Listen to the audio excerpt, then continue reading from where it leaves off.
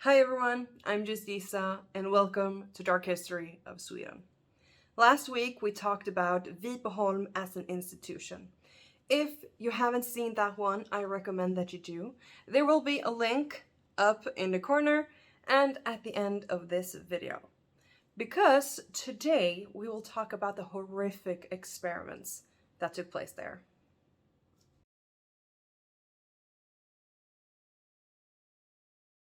So, what triggered these experiments? In the early 1900s in Sweden, the dental hygiene was terrible. About 99.9% of the Swedish population had caries. And in 1942, a lot of people had drafters caries because of the war. Even children's baby teeth were affected by this. During this time, the government implemented several reforms to help the people. A few examples of this were national basic pension, regulated workdays, and health insurance. Among the things they instated was general dentistry in 1938. This cost a lot of money, but they invested a lot in dental research because they wanted to understand dental caries. At this time, they didn't know if it was a disease like tuberculosis or if it was a bacteria that caused the teeth to rot. Because of this, the government gave the medicinal board the assignment to research why caries destroy the teeth and how to prevent it. Remember this, because it's important. Carl Erik Cancel wanted at least 1,000 human test subjects. There had been several tries around the world before this on prisoners and orphaned children, but they were inconclusive for the reason that either their sentence was up and they left, or they switched diets with each other. For this, they needed a long-term testing time to make sure that the test results were accurate. That is where Vipeholms institution comes in. An institution that takes care of the unwanted, of those who can't fend for themselves. Most of the patients here were left and forgotten by their families because they were a shameful spot on their perfect little families. In 1945, the experiments started and would go from harmless to inhumane in less than 2 years.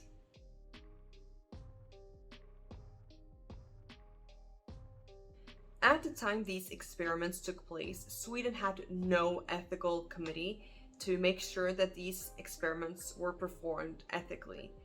It would take many years before such committees even started. Because of this, the government authorized these types of experiments for the greater good of the Swedish people.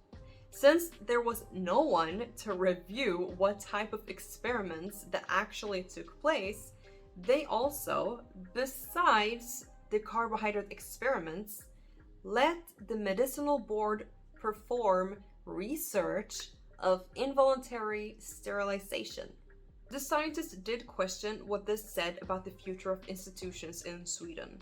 When scientific parties and instigating parties like the medicinal board were allowed to perform experiments without external supervision. Besides that they questioned that, they also questioned the fact that none of the patients gave their consent for this. Some of them wouldn't even understand what they were being subjected to. And you would think that they at least informed their family, but no.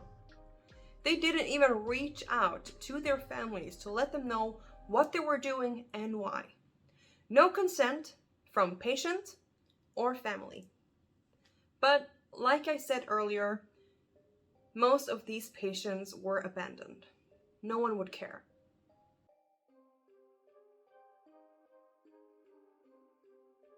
There were 3 different experiments that took place.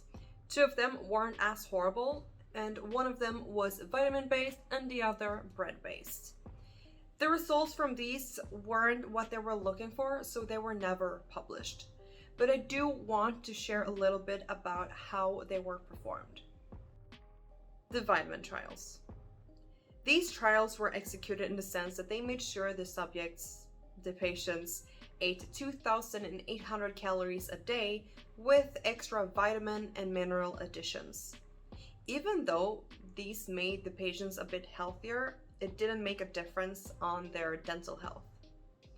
This was the first experiment that took place from the year 1946 until 1947. The bread experiments. In this experiment, the patients were divided into 3 different groups. One got to eat sticky bread, the second group ate hard bread, and the third and last group ate old bread. Once again, they didn't get the results they were looking for and stopped the experiments.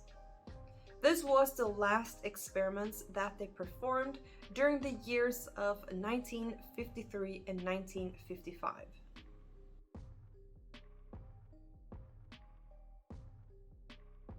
The experiment before the bread experiment is the most infamous of the experiments. The experiment that started the large and important debate about medicinal ethics. It is the Carbohydrate Experiment. This wasn't preventively, like their goal was. In this, they consciously destroyed their patients' teeth. In 1947, after the failed vitamin experiments, they started the Carbohydrates Experiments. In the Carbohydrate Experiments, only 150 of the staff participated. And they were excluded during the course of the experiments because they gave away their rations. The patients who resisted were also not allowed to participate, since no violence was allowed. Of the approximately 1,000 patients and 300 employees, only approximately 630 patients participated as subjects. The 8 experimental groups in the Carbohydrate Experiment were given a changed diet.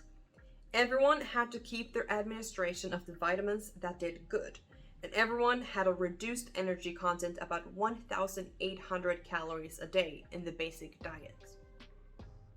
One group only ate the basic diet. The others received, on top of the basic diet, supplements of 150 grams of margarine, 300 grams of sugar in the drink, sticky fresh vetebröd, or less sticky day-old vetebröd. For context, there is not a proper translation for vetebröd, but it's a type of cake that we eat a lot for like fika in Sweden. It looks like this, and it's kind of like a cinnamon bun, but at the same time not. But it's delicious and pretty sweet. Anyways, back to the experiment. 3 groups received 150 to 250 grams of sugar in the drink with food, and 8 toffees a day, or 22 toffees a day, or 24 toffees a day between meals. It was a smaller group that was included in the so-called toffee trials. Among them, about 10 got 10 to 17 new caries attacks, and another 50 got up to 6 new attacks. Many attacks went all the way to the dental pulp. Caries attacks and any holes repaired by specially employed dentists were noted. The patients had a pretty boring everyday life at Vipeholm and saw the distribution of toffees positively.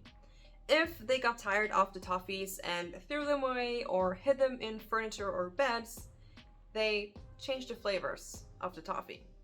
The toffees were specially made, large so that they would have to be chewed for a long time, and sticky so that they would stick to the surfaces of the teeth.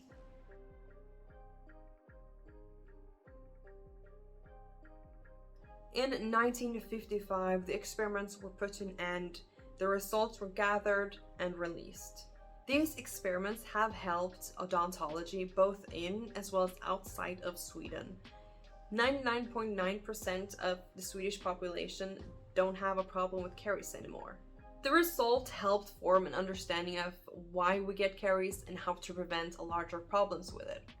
Sugar's impact on dental health could be mapped out, and the dental hygiene recommendation could be changed for the better. 2 scientists, Lisa Svenander Lanke and Bo Krasse, continued their collaboration after experiments ended in 1955. And they came with the idea of eating candy once a week was better than a little every day. If you're Swedish, you will recognize the term lördagsgodis, or translated, Saturday candy. This is where that started. We have this thing that we buy and eat candy only on Saturdays, at least as kids. Now we also have another term called fredagsmys, Cozy Friday, which was popularized by a Swedish chips factory named OLW. OLW. Even though they got results that could help the dental hygiene, at what cost? The safety, the health, and comfort of hundreds of patients that didn't understand or even knew what was happening to them. We don't even know how they experienced all of this, since they couldn't or weren't allowed to give their testimony. They didn't even give their consent to this. So, besides already being sick or mentally dysfunctional, now they had to live with permanent damages to their teeth. Some might even still be alive, since quite a few of the patients were under the age of 17. This could be someone's parents or grandparents or any other form of relative. This only happened about 70 years ago. There is a Swedish feature film that was released earlier this year called Sockerexperimentet, the Sugar Experiment, and I will definitely watch it as soon as I can and even give a little bit of a review on it if you are interested in that. That was all I had on the experiments that took place at Vipeholm Institution. It truly is horrible how they abused these poor people, and I am not gullible enough to believe that things like this doesn't happen anymore, because unfortunately it does. Thank you so much for watching. Don't forget to like, subscribe, and hit that bell so you don't miss a video.